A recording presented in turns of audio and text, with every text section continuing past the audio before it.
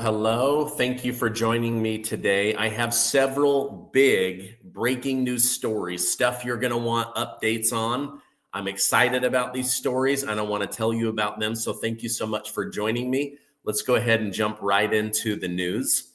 Earlier today, I told you how I believe the mainstream media is trying to split the relationship between Vivek Ramaswamy, Elon Musk, and President Donald J. Trump. Vivek made comments about focusing America back on family values, getting a good education, and getting skills that contribute to the society. No more of these liberal arts stuff from crazy Democrats that literally do nothing. We need people that have skills that can move America forward. Now, nothing Vivek has said offends me personally. I'm pro-nuclear family.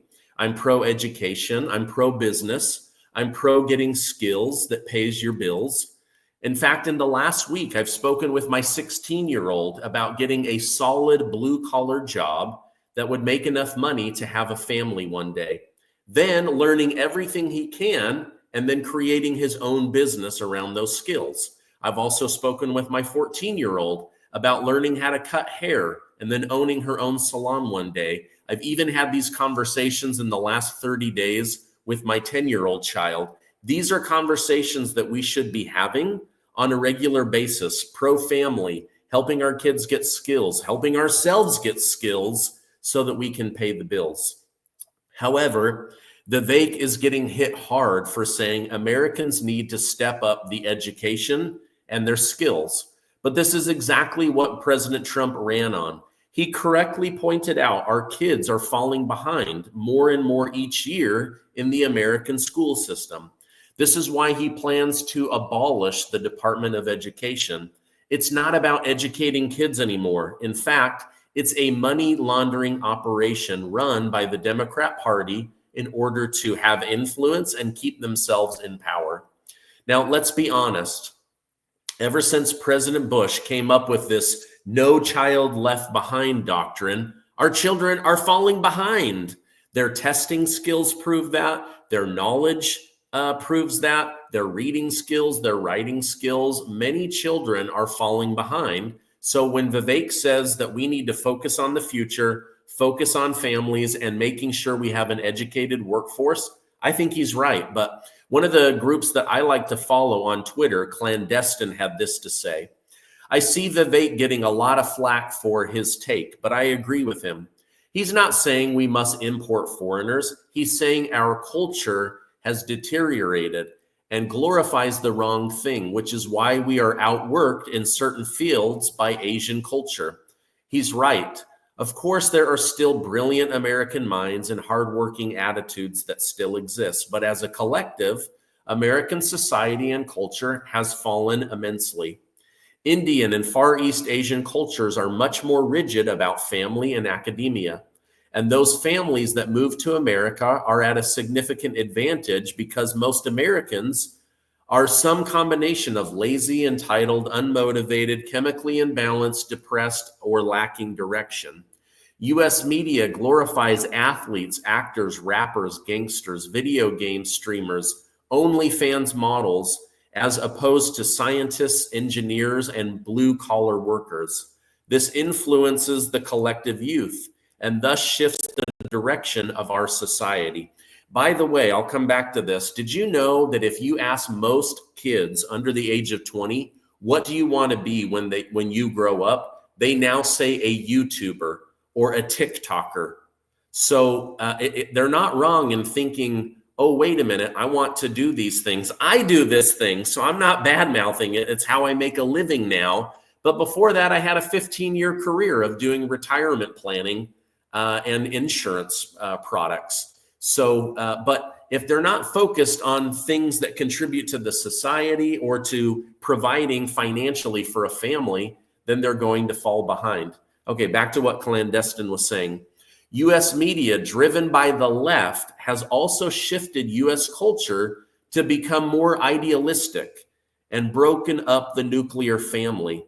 They promote polygamy, polyandry, homosexuality, transsexuality, and demonize traditional family values.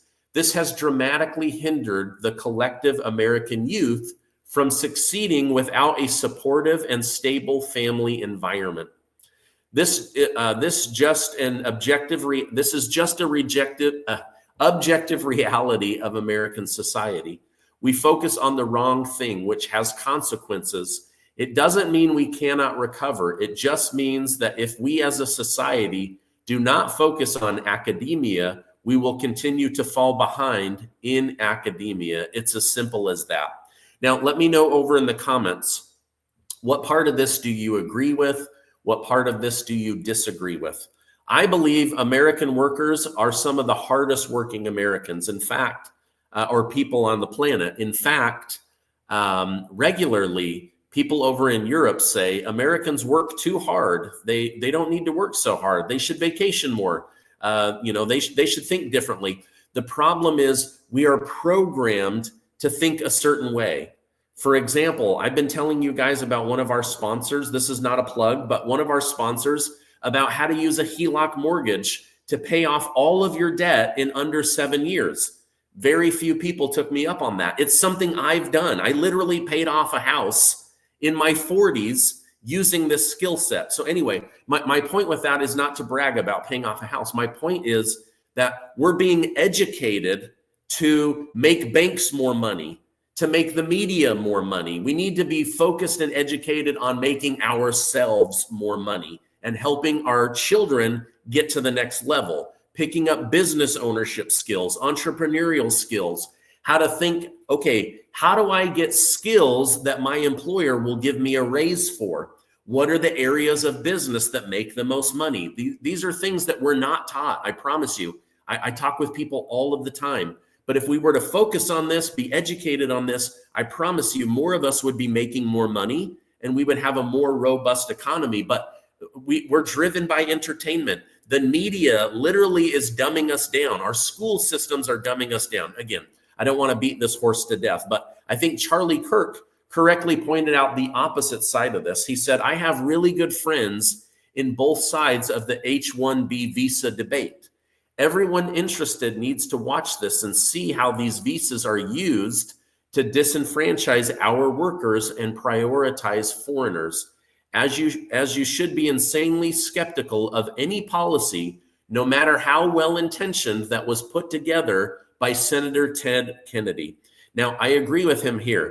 We have to prioritize American children over foreigners, and certainly over illegal immigrants. Like right now, my 14-year-old daughter is telling me she's getting very little support in junior high because the teachers are so distracted helping illegal immigrant children that don't speak English. They speak Chinese, they speak Arabic, they speak Portuguese, they speak Spanish, but they don't speak English. And so those children are sucking up the time, the brain power, the bandwidth of our teachers, and our American students are being put on the back burner. This has to stop. So I agree with Charlie there. We cannot put foreign workers in higher priority than American workers, and we cannot put foreign children in higher priority than American children. They must matriculate into the system. They must incorporate. They must learn English. Now, a judge in Georgia just gave some breaking news that is so amazing. A judge in Georgia issued a ruling forcing DA Fani Willis to testify under oath before the Georgia State Senate to answer for the crimes she committed in the Trump RICO lawsuit. So District Attorney Fani Willis, she's in more trouble than President Trump. And she's going to have to sit for hours on end and answer for the crimes we know she committed, the lies we know she committed, and perjuring herself as a witness.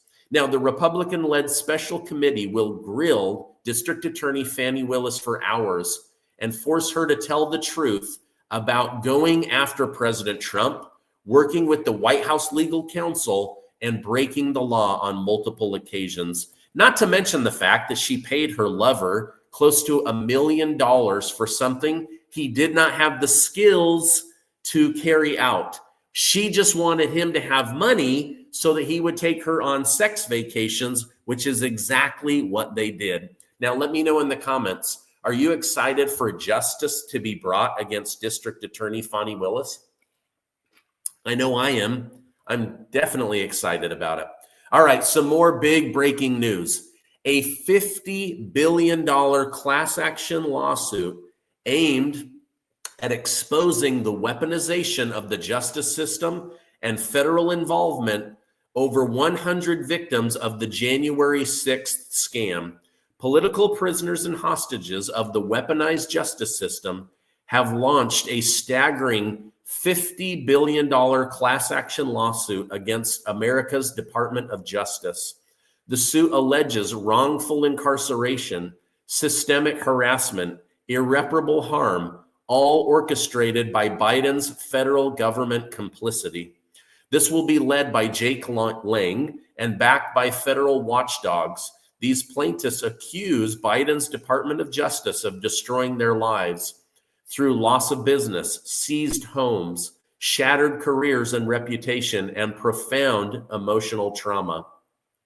This is set to be filed in January of 2025 and will be a landmark case against the American justice system. Let me know down below.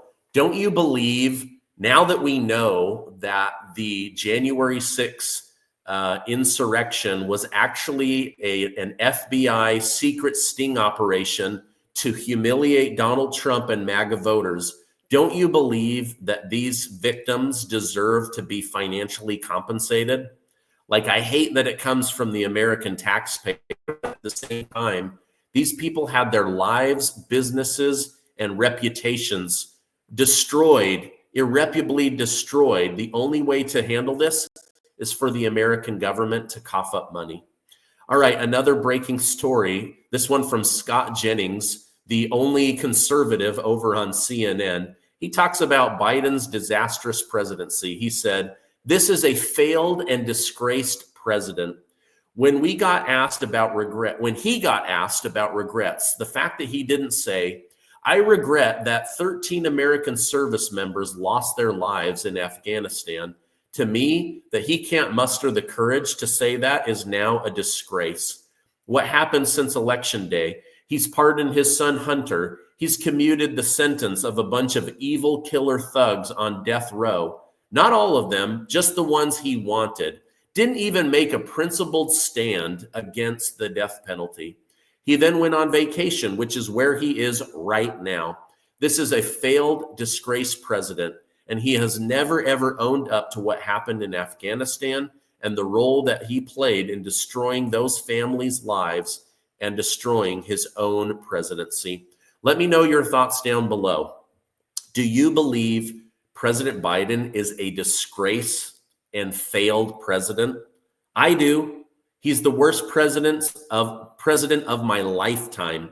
He is an absolute piece of human garbage. He doesn't live up to his values. He doesn't live up to his Catholic background. He doesn't live up to his promises. He lied about student loans in order to get votes. He lied about January 6th. He lied about lawfare. He lied about stealing documents in order to get a $10 million book deal. This guy lies and lies and lies. He then created the worst inflation in 100 years.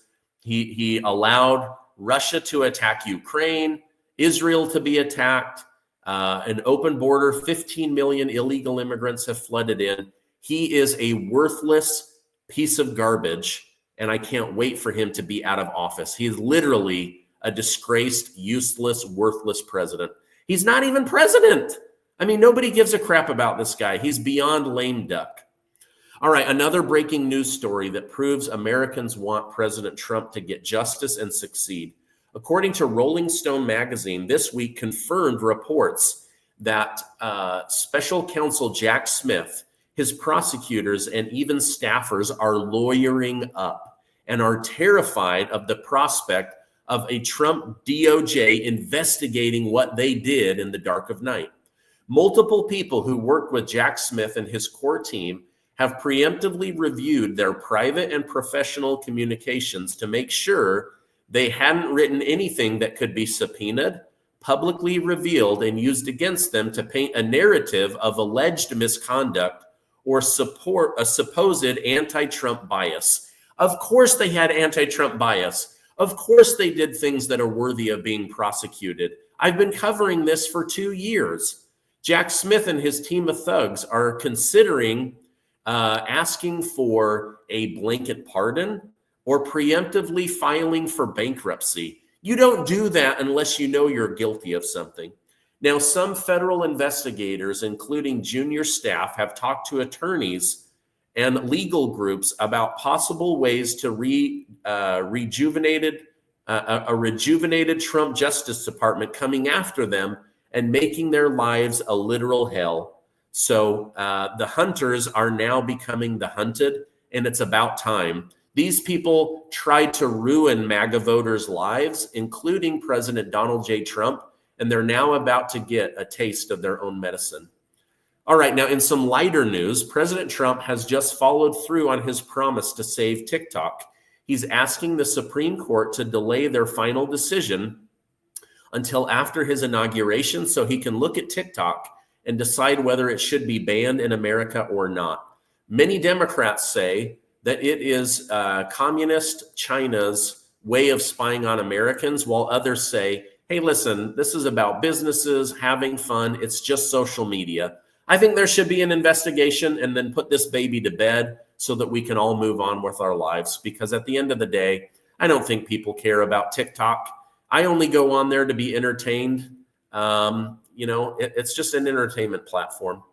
All right, now after meeting with Amazon's Jeff Bezos, Apple's Tim Cook, and others, Donald Trump says, suddenly everyone wants to be my friend. It seems like they want to be my friend or at least have a robust U.S. economy. Let me know, why do you think so many people that appeared to be anti-Donald Trump are suddenly so pro-America and so pro-Trump? Is it because they want this guy to help them create a better economy, or is it because they have something to hide? Let me know your thoughts in the comments down below.